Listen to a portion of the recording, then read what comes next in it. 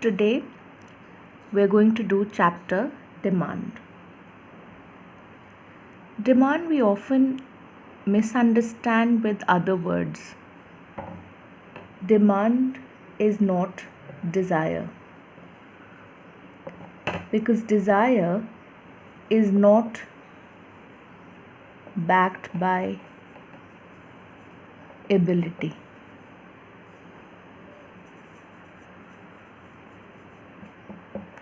Okay, which means I may desire to have a Lamborghini, but I'm not backed by my income to buy a Lamborghini, so it remains a desire and not a demand. Ability to buy is also not demand, because it is not backed by willingness,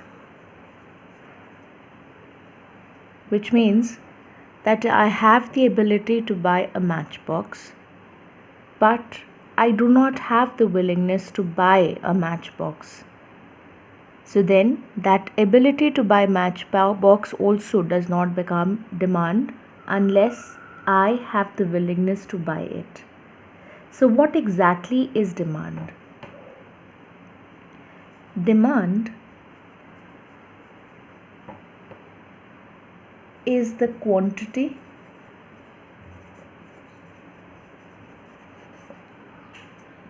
of the commodity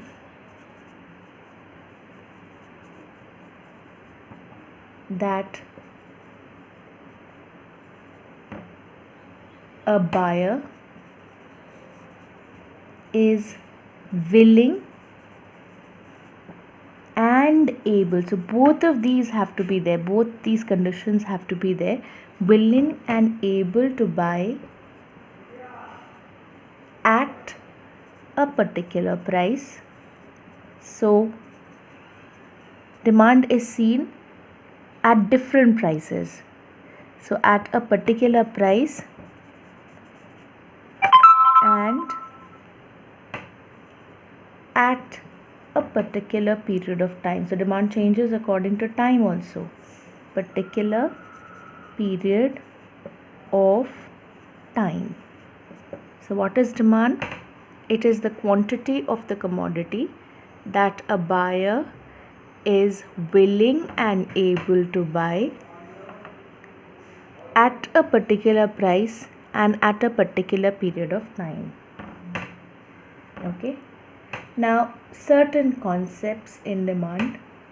Demand schedule. It simply means a tabular representation of the demand at different prices. So what is it? It is a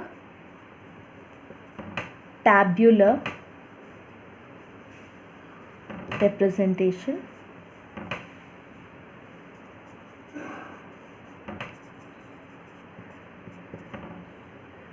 of the relationship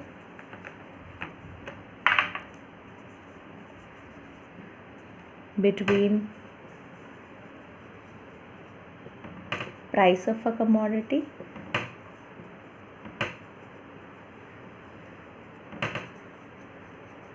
and its demand. So which means at different prices, what are the demands of a particular consumer for a particular commodity? That representation is demand schedule. So let's just suppose that price of the commodity is falling 20, 10 and 5. What according to you should happen to the demand? If price is increasing, generally what will happen to the demand?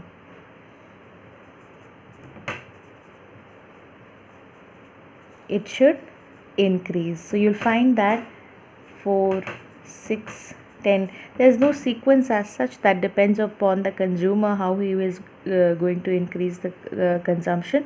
But as price falls, demand increases, and as price increases, demand falls. So you will find a negative relation between price and demand for a commodity. So what is demand schedule? It is the tabular representation of the relationship between price of the commodity and its demand. Okay.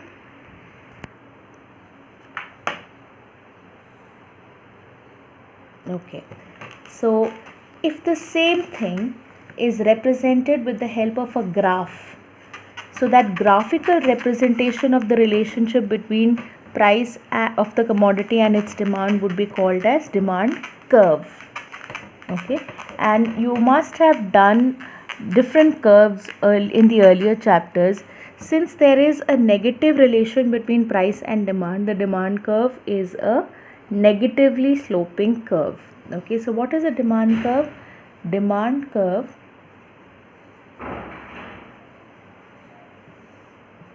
is a graphical representation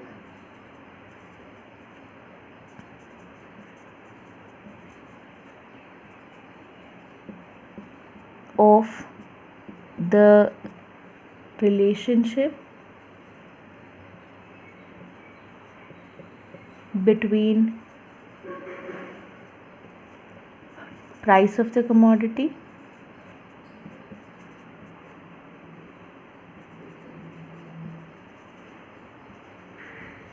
and its demand. Okay.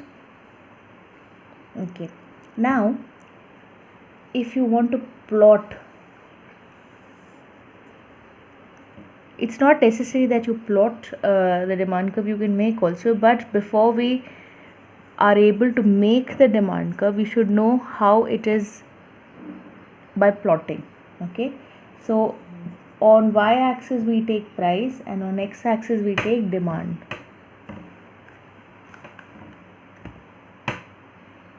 Okay,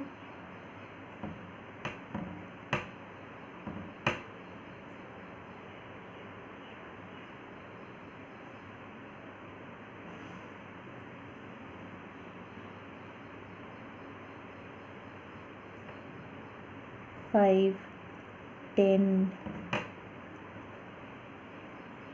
15, 20, and let's take a difference of 2, 4, 6,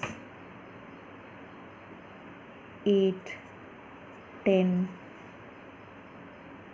So when the price of the commodity is 20, the demand is 4. When the price of the commodity is 10, the demand is 6. When the price of the commodity is 5, the demand is 10. So this is how your demand curve is going to be like. We'll join these points.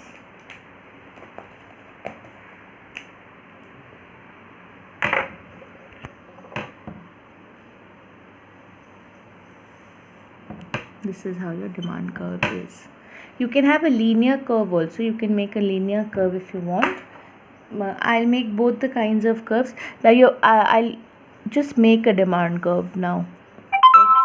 X0 by, on x-axis we have demand or quantity demanded, and on y-axis you have price.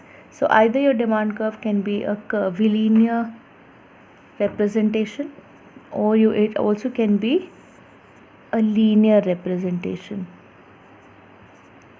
like this. I hope you know what linear representation is. So it can be like this also, a straight line. A linear representation is a straight line. So you can use either of the representations when you're making it. Okay. This means there is a constant change, and this means that the change is falling. Okay. So what is demand curve? It is the graphical representation of the relationship between price of the commodity and its demand. Okay.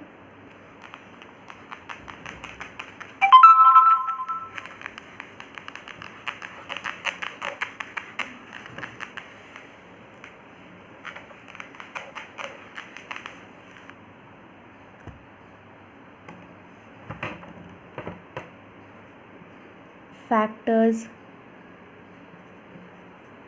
affecting demand for a commodity. Now, the prime factor which affects the demand for a commodity is price, but that is not the only factor which affects the demand, because often we just thought that it is only the price which influences our demand for a particular commodity. No, there are various other factors also which affect the demand, but we'll first see price of the commodity.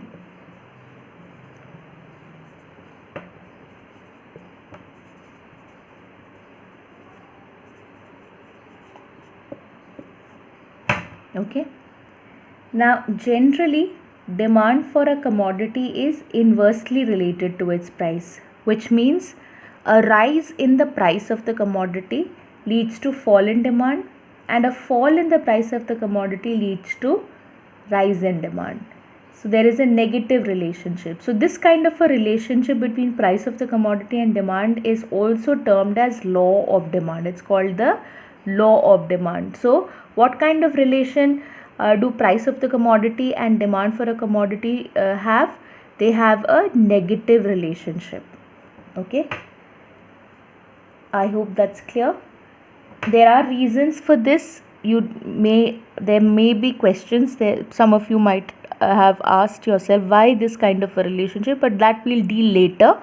So the second factor which affects the demand for a commodity is price of related goods.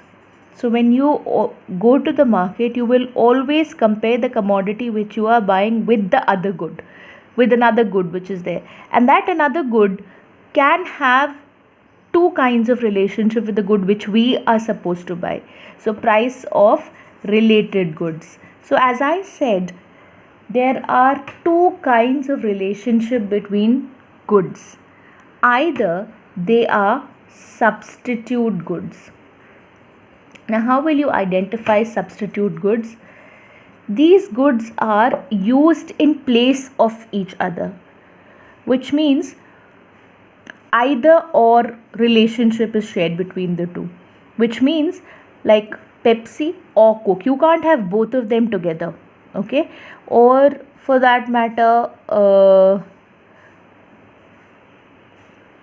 gel pen or ball pen. So if you notice, what word have I used between them? Or means एक की जगह पर दूसरा. So which means both of them have the ability to satisfy the consumer equally. So they are competitive goods. What are they? They are competitive goods. Okay. So Coke or Pepsi, gel pen or ball pen, tea or coffee, all these are substitute goods. Now we are going to see what is the impact of price of a substitute.